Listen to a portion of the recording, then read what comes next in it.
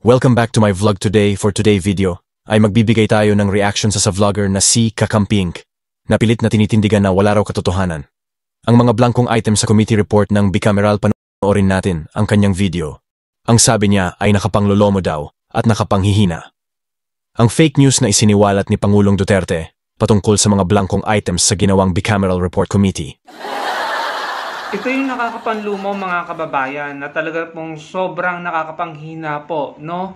Dahil tignan niyo po yung fake news na binahagi po ni dating Pangulong Duterte ay talaga pong kumalat na po ng malala, no? Yung fake news na ikinalat po ni dating Pangulong Duterte patungkol po doon sa bicameral report na pinapalabas nila na yun po yung GAA na pinirmahan ni Pangulong Bongbong Marcos Jr.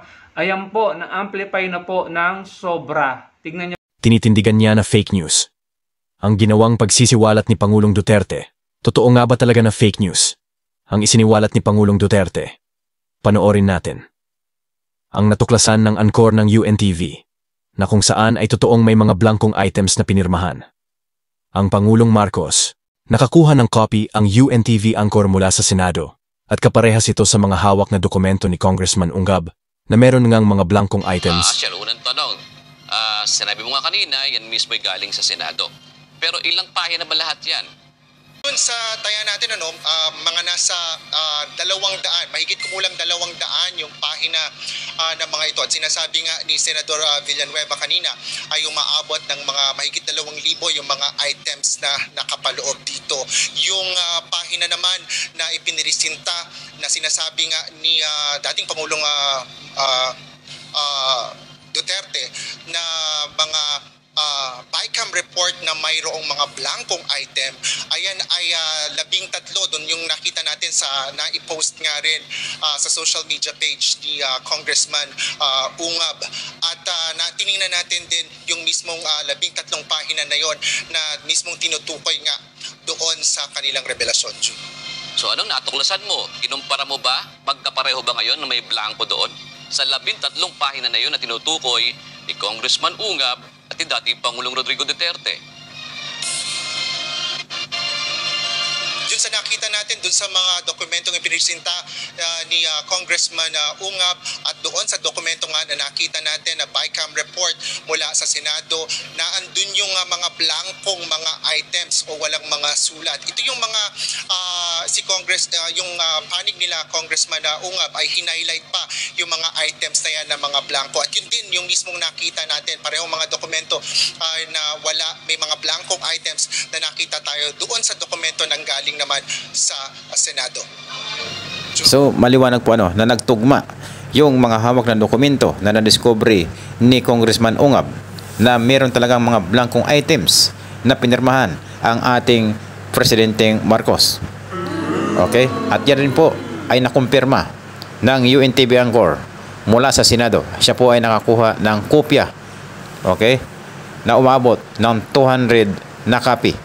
At 30 po doon ay maraming mga blankong items ang pinirmahan ng ating Pangulong Marcos.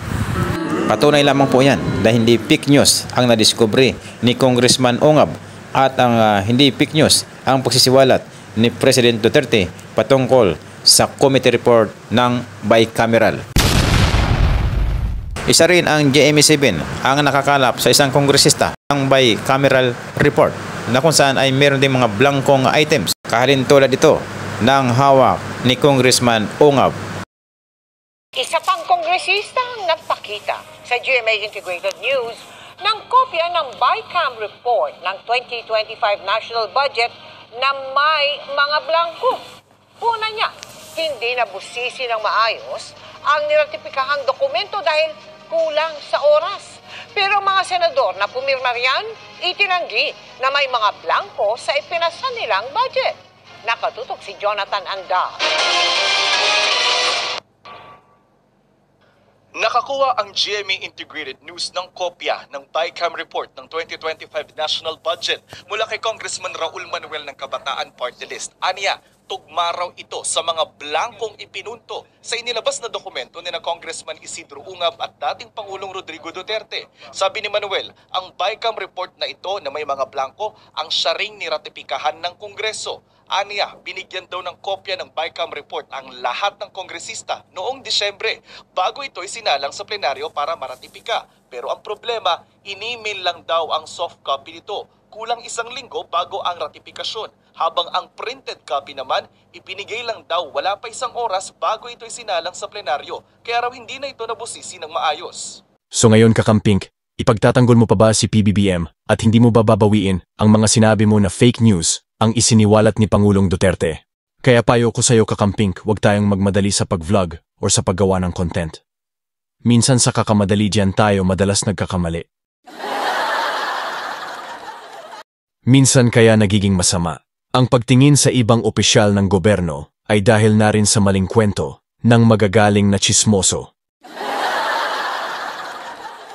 Ang problema ay lutasin, hindi palakihin. Kung may kaguluhan unahin, ang pangunawa at umalis patungo sa kapayapaan.